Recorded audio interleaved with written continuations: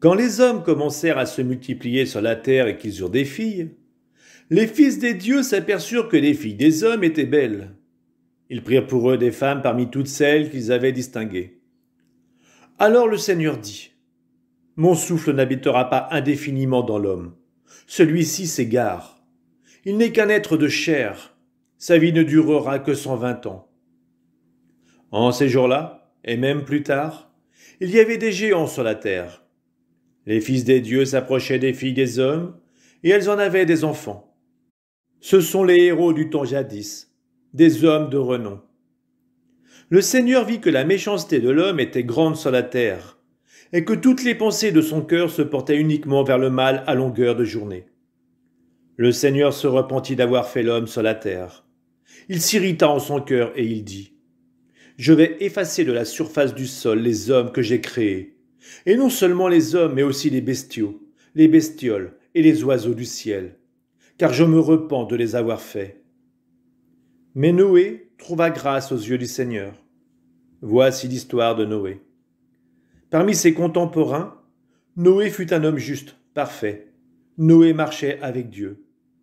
Il engendra 3 fils, Sem, Cham et Japheth. Mais la terre s'était corrompue devant la face de Dieu. La terre était remplie de violence.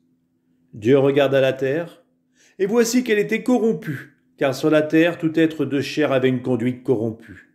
Dieu dit à Noé, « Je l'ai décidé. C'est la fin de tout être de chair. À cause des hommes, la terre est remplie de violence. Eh bien, je vais les détruire, et la terre avec eux. Fais-toi une arche en bois de cyprès. Tu la diviseras en cellules, et tu l'enduiras de bitume à l'intérieur et à l'extérieur. Tu la feras ainsi. 300 coudées de long, 50 de large et 30 de haut. Tu feras à l'arche un toit à pignon, que tu fixeras une coudée au-dessus d'elle. Tu mettras l'entrée de l'arche sur le côté. Puis tu lui feras un étage inférieur, un 2e étage et un 3e. Et voici que moi je fais venir le déluge. Les eaux recouvriront la terre. Ainsi je détruirai, sous les cieux, tout être de chair animé d'un souffle de vie. Tout ce qui vit sur la terre expirera. Mais avec toi j'établirai mon alliance.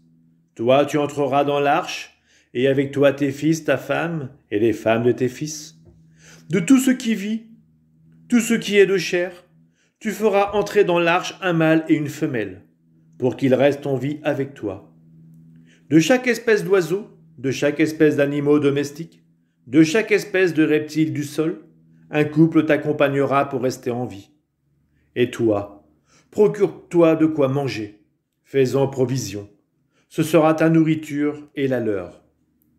Noé fit ainsi. Tout ce que Dieu lui avait ordonné, il le fit.